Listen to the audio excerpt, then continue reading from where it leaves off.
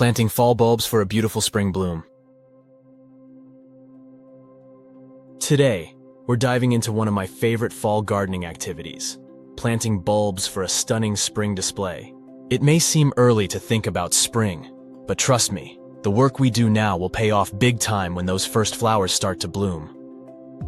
Today, we're planting tulips, daffodils, and crocuses. These are some of the most popular and reliable bulbs that will give your garden a burst of color just when you need it the most.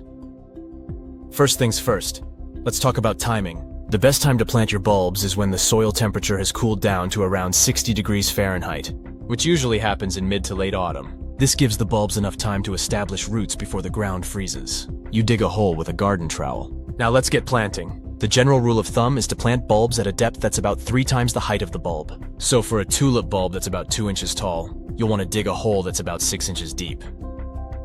Make sure you plant the bulb with the pointed side up. That's where the stem will grow from. Place it in the hole. Cover it with soil, and gently pat it down. Space your bulbs a few inches apart to give them room to grow.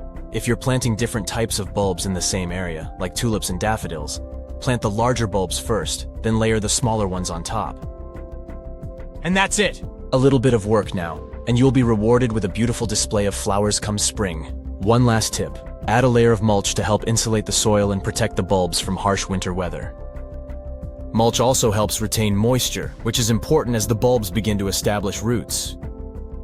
Thanks for joining me today. If you found this video helpful, don't forget to hit that like button and subscribe to Over the Hill Yackers for more gardening tips and outdoor adventures. And as always, I'd love to hear from you.